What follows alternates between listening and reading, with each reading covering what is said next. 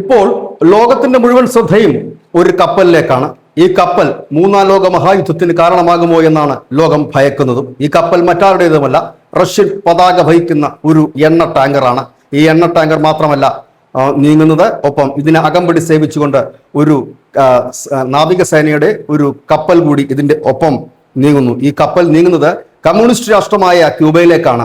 അതായത് ട്രംപ് അടുത്തു തന്നെ പിടിച്ചടക്കുമെന്ന് പറയുന്ന ക്യൂബ, വെനിസുലയെ പിടിച്ചടക്കിയത് മൂലം പട്ടിണിയിലേക്ക് കുപ്പുകുത്തിയ ക്യൂബ, അമേരിക്കയോട് ചേർന്ന് കിടക്കുന്ന ദ്വീപ് രാഷ്ട്രമായ ക്യൂബ, ആ ക്യൂബയിലേക്കാണ് ഈ കപ്പൽ നീങ്ങുന്നത്. ഈ ക്യൂബയിലേക്ക് ഈ കപ്പൽ നീങ്ങുന്നത് വെറുതെയല്ല. അതിൽ 7,30,000-ഓളം ബാരൽ ക്രൂഡ് ഓയിൽ ഉണ്ട്. ഈ കപ്പലിനുള്ളിൽ റഷ്യ പറയുന്നത് മാനുഷികമായ പരിഗണനയാണ്. കാരണം വെനിസുല പിടിച്ചടക്കിയതോടുകൂടി തന്നെ 60% ക്രൂഡ് ഓയിൽ വെനിസുലയിൽ നിന്നായിരുന്നു ക്യൂബ ഇറക്കുമതി ചെയ്തിരുന്നത്. അത് പാടെ നിലച്ചു. ഇത് നിലച്ചത് ക്യൂബയെ അക്ഷരാർത്ഥത്തിൽ വെട്ടിലാക്കി. ക്ഷാമം എന്നത് മാത്രമല്ല, ആശുപത്രികളുടെ പ്രവർത്തനം നിലച്ചു, ശസ്ത്രക്രിയകൾ മാറ്റിവെച്ചു, എങ്ങും ഇരുൾ പരന്നു, ഫ്രിഡ്ജുകൾ പോലും ഉപയോഗിക്കാൻ കഴിയാത്ത വിധമായി മാറി ക്യൂബയിൽ.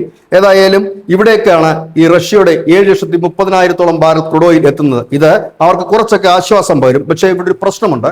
ക്യൂബ അമേരിക്ക ഉപരോധം ഏർപ്പെടുത്തിയിട്ടുള്ള രാജ്യമാണ്. ഒപ്പം തന്നെ റഷ്യൻ എണ്ണ ടാങ്കറുകൾക്കും അമേരിക്ക ഉപരോധം ഏർപ്പെടുത്തിയിട്ടുണ്ട്. അതുകൊണ്ട് തന്നെ ഈ എണ്ണ ടാങ്കർ അമേരിക്ക തടയുമോ എന്നുള്ളതാണ് ലോകം ഉറ്റുനോക്കുന്നത്. ട്രംപിന് ഇത് തടയാതിരിക്കാനും കഴിയില്ല. കാരണം അദ്ദേഹം ഉപരോധം പ്രഖ്യാപിച്ച റഷ്യയും ക്യൂബയും അവിടേക്ക് ഒരു എണ്ണ ടാങ്കർ എത്തുമ്പോൾ സ്വാഭാവികമായി അതിനെ തടയേണ്ടതാണ്. തടയുകയാണെങ്കിൽ ആക്രമിക്കുക എന്ന ലക്ഷ്യവുമായിട്ടായിരിക്കണം ഈ കപ്പലിൽ അകമ്പടി സേവിക്കുന്ന റഷ്യൻ നാവികസേനയുടെ പടക്കപ്പൽ കൂടി ഉള്ളത്. അതുകൊണ്ട് തന്നെ ഈ ഒരു ഏറ്റുമുട്ടൽ അമേരിക്ക റഷ്യ യുദ്ധമായി മാറുമോ എന്നുള്ള ഒരു വലിയ വിഷയം കൂടിയുണ്ട്. ഈ എണ്ണ ടാങ്കർ പിടിച്ചെടുത്തു കഴിഞ്ഞാലും ഇല്ലെങ്കിൽ ഇതിനെ ആക്രമിച്ചാലും വിഷയങ്ങളുണ്ടാകും. ഏതായാലും ഈ കപ്പൽ അനുസൂതം യാത്ര തുടരുകയാണ്. അനറ്റോലി കൊളോട്സ്കിൻ എന്ന് പറയുന്ന ഈ കപ്പൽ അടുത്ത ദിവസങ്ങളിൽ തന്നെ ക്യൂബയുടെ തീരമണിയും. ഈ കപ്പൽ ആദ്യം യാത്ര പുറപ്പെടുമ്പോൾ ഇതിൽ രേഖപ്പെടുത്തിയിരുന്നില്ല, അറ്റ്ലാന്റിസ് എന്നായിരുന്നു അതിന്റെ ലക്ഷ്യമായി രേഖപ്പെടുത്തിയിരുന്നത്. പിന്നീട് ആണ് ഈ കപ്പൽ ട്വിസ്റ്റ് ചെയ്ത് അവിടുന്ന് തിരിഞ്ഞുകൊണ്ട് പിന്നീട് ട്രാക്കുകൾ പരിശോധിച്ചപ്പോൾ മനസ്സിലാക്കാൻ കഴിയുന്നത് ക്യൂബയിലേക്കാണെന്ന്.